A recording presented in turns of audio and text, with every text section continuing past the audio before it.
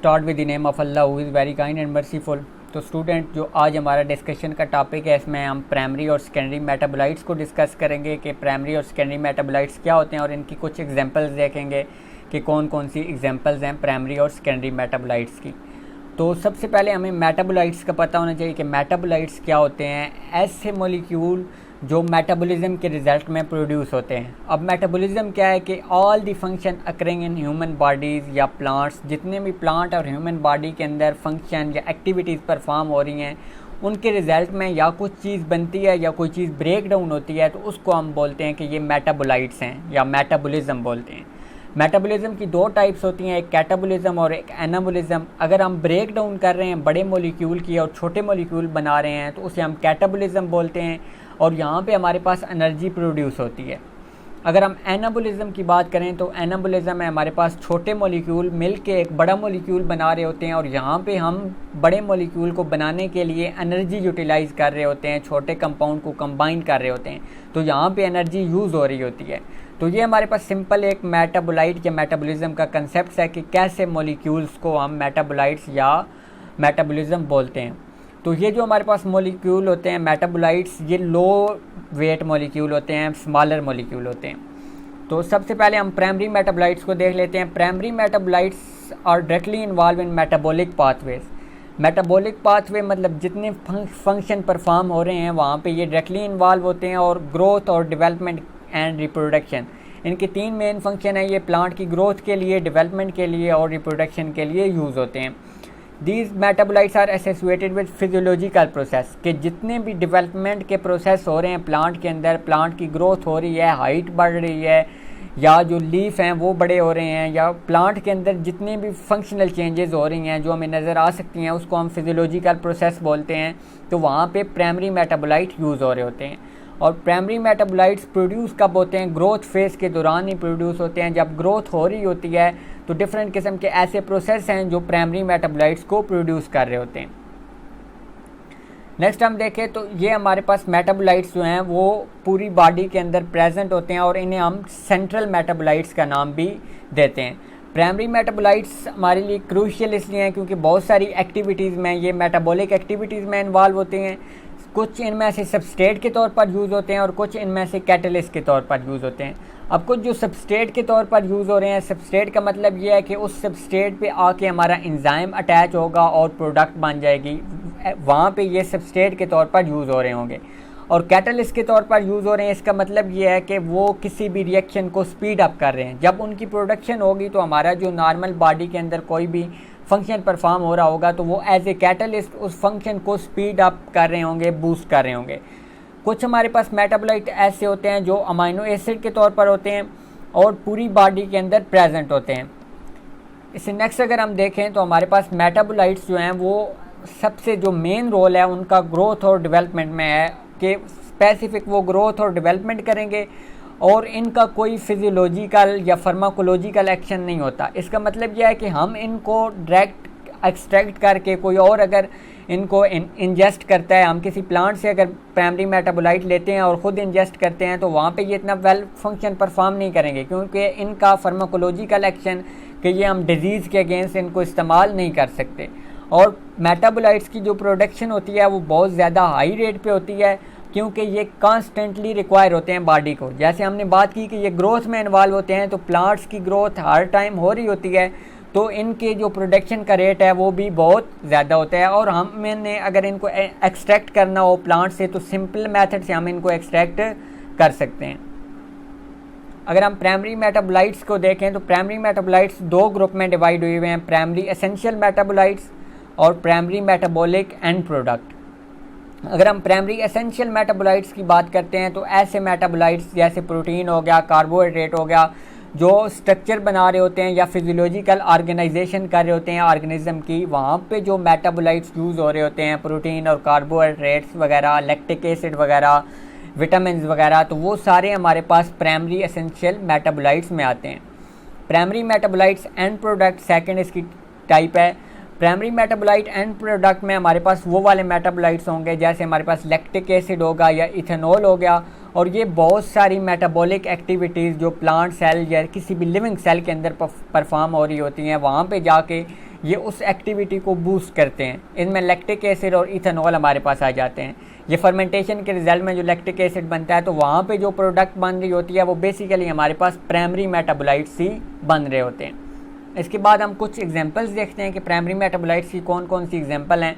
तो सबसे पहले हमारे पास प्रोटीन है। अगर हम प्रोटीन को देखें तो प्रोटीन का जो स्ट्रक्चर बना हुआ होता है वो अमाइनो एसिड से बना हुआ होता है। तो अमाइनो एसिड स्मॉलर स्ट्रक्चर वो भी मेटाबोलाइट कंसिडर किए जाते हैं, वो मिल के हमारे पास प्रोटीन बना रहे होते हैं, अमाइनो एसिड यूनिट।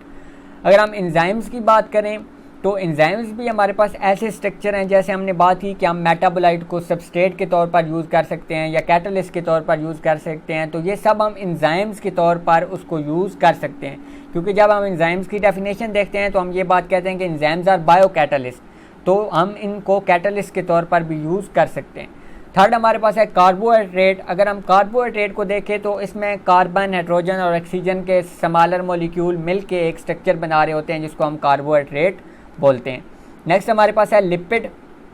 लिपिड भी हमारे पास ऐसा स्ट्रक्चर है कि इसके पास मेटाबोलाइट्स मौजूद होते हैं। इसके बाद हम विटामिन की बात करें तो विटामिन हमारे पास B1 हो गया, C हो गया, विटामिन A हो गया। तो ये सारे विटामिन जो हैं ये मेटाबोलाइट्स के तौर पर ही कंसिडर किए जाते हैं, प्राइमरी मेटाबोलाइट्स के तौर पर। इसके बाद इथेनॉल है हमारे पास, फिर लैक्टिक एसिड और फिर ब्यूटानॉल। तो ये कुछ एग्जांपल्स हैं प्राइमरी मेटाबोलाइट्स की। बेसिकली प्राइमरी मेटाबोलाइट्स ऐसे मेटाबोलाइट्स होते हैं जो जब प्रोड्यूस होते हैं तो प्लांट उनको खुद ही यूज़ कर रहा होता है अपनी ग्रोथ और डेवलपमेंट के लिए। उनको हम एक्सट्रैक्ट कम करते हैं और कम दूसरे ऑर्गेनिज्म उनको इंजेस्ट करते हैं या यूज़ करते हैं। नेक्स्ट हम देखें सेकेंडरी मेटाबोलाइट्स। तो सेकेंडरी मेटाबोलाइट्स जो हैं वो डायरेक्टली इन्वॉल्व नहीं होते ग्रोथ और डेवलपमेंट में या रिप्रोडक्शन में। जैसे हमारे पास प्राइमरी मेटाबोलाइट डायरेक्टली इन्वॉल्व हो रहे होते हैं ग्रोथ में, डेवलपमेंट में और रिप्रोडक्शन में, इस तरह सेकेंडरी मेटाबोलाइट्स का डायरेक्टली कोई रोल नहीं है। लेकिन इकोलॉजिकल एक्टिविटीज़ या अदर एक्टिविटीज़ में हमारे पास सेकेंडरी मेटाबोलाइट्स बहुत ज़्यादा ज़रूरी होते हैं। अगर हम इनका सेकंड पॉइंट देखें तो हमारे पास सेकेंडरी मेटाबोलाइट्स जो हैं वो little to no effect on survivability of organism, कि ऑर्गेनिज्म के सर्वाइवल पे कोई इफ़ेक्ट नहीं होता कि वो प्रेजेंट हैं या एब्सेंट हैं, इससे ऑर्गेनिज्म को कोई फ़ायदा या नुकसान नहीं होगा। जबकि अगर हम प्राइमरी मेटाबोलाइट्स देखते हैं तो प्राइमरी मेटाबोलाइट्स ज़्यादा होंगे तो प्लांट की ग्रोथ और डेवलपमेंट ज़्यादा होगी। लेकिन सेकेंडरी मेटाबोलाइट्स ज़्यादा हों या कम हों, इससे प्लांट को इतना ज़्यादा एडवांटेज या डिसएडवांटेज नहीं होता। हाउएवर अगर हम लॉन्ग रन में देखते हैं तो इनका कुछ ना कुछ प्लांट पे इफ़ेक्ट हो सकता है कि अगर हम 3-4 साल तक देखते रहते हैं तो कुछ ना कुछ हमें इसकी परसेंटेज मिल जाती है कि कुछ ना कुछ इसने माइनर चेंजेस प्लांट्स के अंदर कर दिए। इसके बाद हम देखें तो सेकेंडरी मेटाबोलाइट्स को हम स्पेशलाइज्ड मेटाबोलाइट्स या नेचुरल प्रोडक्ट भी बोलते हैं, कि ये मेटाबोलाइट्स हमारे पास डिफरेंट किस्म की डिजीज़ को ट्रीट करने के लिए इस्तेमाल होते हैं। और कुछ सेकेंडरी मेटाबोलाइट्स स्पीशीज़ के स्पेसिफिक होते हैं कि वो जस्ट एक ही स्पीशीज़ में मौजूद होते हैं। अगर हम बाकी प्लांट में देखें तो उसमें नहीं मौजूद होते, लेकिन ये ओरिजेंटली ट्रांसफ़र होते रहते हैं एक प्लांट से दूसरे प्लांट्स में। और जब ये एक प्लांट से दूसरे प्लांट में ट्रांसफ़र होते रहते हैं तो इस तरह हमारे पास एवोल्यूशन के चांसेस भी होते हैं। और ये प्राइमरी सेकेंडरी मेटाबोलाइट्स प्लांट के सर्वाइवल में कोई इनका रोल नहीं है, ये प्लांट की प्रोटेक्शन, कंपटीशन या स्पीशीज़ इंटरेक्शन में अहम रोल प्ले करते हैं। अब ये प्रोटेक्शन में कैसे इन्वॉल्व होते हैं? अगर सेकेंडरी मेटाबोलाइट्स का टेस्ट की हम बात करें तो मोस्टली सेकेंडरी मेटाबोलाइट हमारे पास बिटर इन टेस्ट होते हैं। जब कोई इंसेक्ट आके प्लांट पे अटैक करता है या जब कोई एनिमल प्लांट फीडिंग की कोशिश करता है तो उस वक़्त ये उसकी गट में स्टक हो जाते हैं या उसको बिटर टेस्ट प्रोवाइड करते हैं कि वो दोबारा जो है वो एनिमल्स या इंसेक्ट्स इस पे फीड नहीं करता, ये टेस्ट उसका चेंज कर देते हैं। नेक्स्ट हम देखें तो मोस्टली सेकेंडरी मेटाबोलाइट जैसे अब बात की डिफेंस मैकेनिज़्म में यूज़ होते हैं। तो डिफेंस मैकेनिज़्म यही है कि वो हर्बीवोरी को या इंसेक्ट्स को वो प्रिवेंट करके रखते हैं। अगर हम इनकी एक्सट्रैक्शन की बात करें तो सेकेंडरी मेटाबोलाइट को एक्सट्रैक्ट करना बहुत ज़्यादा डिफ़िकल्ट है, हम इनको ईज़िली एक्सट्रैक्ट नहीं कर सकते। और secondary metabolites are also not a part of molecular organisation of organism, कि ऑर्गेनिज्म की जो मोलिकुलर ऑर्गेनाइजेशन होती है, जो मोलिकुलर स्ट्रक्चर पे जाके या मोलिकुलर स्टेज पे जाके जो हम ऑर्गेनिज्म की स्टडी करते हैं वहाँ पे सेकेंडरी मेटाबोलाइट्स उसका पार्ट नहीं होते। सेकेंडरी मेटाबोलाइट्स बहुत सारी बायोटेक्नोलॉजिकल प्रोसीजर में इस्तेमाल होते हैं। जैसे हमारे पास कोई ड्रग हमने बनानी है तो उसमें सेकेंडरी मेटाबोलाइट्स डायरेक्टली यूज़ हो रहे होते हैं, या और बहुत सारे ऐसे कंपाउंड्स हैं जिनकी फॉर्मेशन के लिए ये यूज़ हो रहे होते हैं। बेसिकली सेकेंडरी मेटाबोलाइट का कंसेप्ट ये है कि सेकेंडरी मेटाबोलाइट्स को हम प्लांट से एक्सट्रैक्ट करते हैं और कोई ना कोई मेडिसन या कोई कॉस्मेटिक हो गई या कोई और किसी भी इंडस्ट्रीज़ में हम इन मेटाबोलाइट्स को यूज़ करते हैं और वहाँ पे ये हमारे लिए बहुत ज़्यादा बेनिफिशियल होते हैं। अगर हम इनकी कुछ एग्जांपल्स देखें तो हमारे पास सबसे पहले स्टेरॉइड्स होते हैं। स्टेरॉइड्स सेकेंडरी मेटाबोलाइट्स ऐसे मेटाबोलाइट्स हैं कि जो किसी भी रिएक्शन को स्पीड अप करते हैं। जैसे नॉर्मल कोई इंसान भी, हम नॉर्मल बात करते रहते हैं कि वो स्टेरॉइड यूज़ कर रहा है, तो स्टेरॉइड क्या करते हैं कि वो एक टाइम के लिए ख़ास किस्म की एनर्जी प्रोवाइड कर देते हैं, उसके बाद वो डेड हो जाते हैं। नेक्स्ट हमारे पास है एसेंशियल ऑयल्स, कि कुछ ऐसे ऑयल्स ऑब्टेन्ड होते हैं प्लांट से जिनके अंदर मुकम्मल सेकेंडरी मेटाबोलाइट्स ही वो ऑयल होते हैं, और वो ऑयल्स हम डिफरेंट किस्म के इंडस्ट्रीज़ में यूज़ करके प्रोडक्ट्स बना रहे होते हैं। इसके बाद हमारे पास है फिनोलिक्स कंपाउंड। फिनोलिक्स कंपाउंड ऐसे सेकेंडरी मेटाबोलाइट्स हैं, ये जो परफ्यूम या सेंट्स हैं इनमें यूज़ हुए हुए होते हैं और ये फ्रेगरेंस देने के काम आते हैं। इसके बाद हमारे पास अल्कलाइड्स है। अल्कलाइड्स एक ऐसा कंपाउंड है, नाइट्रोजन कंटेनिंग कंपाउंड्स है, ये भी बहुत सारे फंक्शन परफॉर्म कर रहा होता है। इसके बाद हमारे पास टर्पिनाइड्स हैं, फ्लेवोनाइड्स हैं, बहुत सारे पिगमेंट्स हैं, बहुत सारी एंटीबायोटिक्स हैं जो सेकेंडरी मेटाबोलाइट्स के तौर पर कंसिडर कर रही होती हैं और इनका बहुत ज़्यादा रोल है। हम सेकेंडरी मेटाबोलाइट को मोस्टली एक्सट्रैक्ट करके बहुत ज़्यादा यूज़ कर रहे होते हैं क्योंकि इनका फंक्शन बहुत ज़्यादा है। इसके बाद नेक्स्ट स्लाइड में आपको एक टेबल शो हो रहा है कि प्राइमरी मेटाबोलाइट और सेकेंडरी मेटाबोलाइट्स का मेन अगर हम डिफरेंस देखें तो क्या है।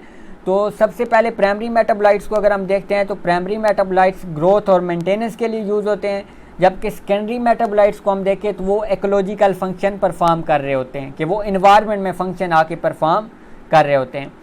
सेकंड पे अगर हम इनका डिफरेंस देखें तो प्राइमरी मेटाबोलाइट ग्रोथ फेज़ में प्रेजेंट होते हैं और सेकेंडरी मेटाबोलाइट स्टेशनरी फेज़ में प्रेजेंट होते हैं। ग्रोथ फेज़ और स्टेशनरी फेज़ का मतलब क्या है? ग्रोथ फेज़ का मतलब यह है कि जब प्लांट की ग्रोथ हो रही होगी या उनकी पोलिनेशन हो रही होगी, और स्टेशनरी फेज़ का मतलब यह है कि जब प्लांट ग्रोथ या डेवलपमेंट नहीं कर रहा, हार्श कंडीशंस हैं, ऐसी कंडीशंस हैं, वहाँ पे सेकेंडरी मेटाबोलाइट्स प्रेजेंट होते हैं। Produce in large amount and easy to extract, primary metabolites ज़्यादा अमाउंट में प्रोड्यूस होते हैं और हम इन्हें ईजिली एक्सट्रैक्ट कर सकते हैं, और सेकेंडरी मेटाबोलाइट्स जो हैं वो स्मॉल अमाउंट में प्रोड्यूस होते हैं और हम उनको ईजिली एक्सट्रैक्ट भी नहीं कर सकते। प्राइमरी मेटाबोलाइट हर स्पीशीज़ के अंदर सेम होते हैं, जैसे कार्बोहाइड्रेट, लिपिड, प्रोटीन, विटामिन, ये एवरी स्पीशीज़ के अंदर सेम होते हैं। लेकिन अगर हम सेकेंडरी मेटाबोलाइट्स की देखें तो कुछ में फिनोलिक्स प्रेजेंट होंगे, कुछ में टर्पिनाइड्स होंगे, कुछ में फ्लेवोनाइड्स होंगे, कुछ में एसेंशियल ऑयल्स होंगे, तो हर किसी में चेंज होते रहते हैं। लास्ट हम इनका डिफरेंस देखें, प्राइमरी मेटाबोलाइट्स फिजियोलॉजिकल फंक्शन पर परफॉर्म कर रहे होते हैं, मतलब ग्रोथ और डेवलपमेंट में यूज़ हो रहे होते हैं, और सेकेंडरी मेटाबोलाइट्स जो हैं ये डेरिवेटिव्स हैं प्राइमरी मेटाबोलाइट्स का, कि प्राइमरी मेटाबोलाइट्स मिल के भी सेकेंडरी मेटाबोलाइट्स बना रहे होते हैं। जैसे सबसे पहले हमने बात की थी कि हमारे पास एनाबोलिज्म का प्रोसेस होता है कि छोटे मॉलिक्यूल मिल के एक बड़ा मॉलिक्यूल बना रहे होते हैं, तो ये हमारे पास इंपॉर्टेंट है। इसके बाद हम एग्जांपल देखें तो एग्जांपल में हमारे पास प्राइमरी मेटाबोलाइट्स में इथेनॉल, लैक्टिक एसिड, कार्बोहाइड्रेट वगैरह आ जाते हैं, और इस तरह हम सेकेंडरी मेटाबोलाइट्स की एग्जांपल देखें तो हमारे पास फिनोलिक्स, स्टेरॉइड्स और एंटीबायोटिक्स वगैरह आ जाती हैं। अगर मेन हम डिफरेंस देखते हैं प्राइमरी और सेकेंडरी मेटाबोलाइट्स का, तो प्राइमरी मेटाबोलाइट्स बेसिक मेटाबोलाइट्स जो सबसे पहले प्रोड्यूस होंगे, जो ही प्लांट ग्रोथ और डेवलपमेंट स्टार्ट करेगा तो वो मेटाबोलाइट प्रोड्यूस होना स्टार्ट कर देंगे। ऑन दी अदर एंड अगर हम सेकेंडरी मेटाबोलाइट्स को देखते हैं तो सेकेंडरी मेटाबोलाइट्स हमारे पास ऐसे कंपाउंड्स हैं कि जो एक ख़ास स्टेज पे प्लांट जाके प्रोड्यूस करता है, कि वो शुरू से प्रोड्यूस नहीं होते, और बहुत सारे ऐसे सेकेंडरी मेटाबोलाइट्स हैं कि जो प्राइमरी मेटाबोलाइट से मिल के बने हुए होते हैं, उनको हम डेरिवेटिव्स ऑफ प्राइमरी मेटाबोलाइट्स भी बोलते हैं। तो ये था हमारा आज का लेक्चर कि प्राइमरी और सेकेंडरी मेटाबोलाइट्स क्या होते हैं। तो अगर हम इनको डिटेल में देखें तो प्राइमरी मेटाबोलाइट्स का जस्ट फंक्शन है ग्रोथ एंड डेवलपमेंट, और प्लांट उसको प्रोड्यूस करके खुद ही यूज़ कर रहे होते हैं।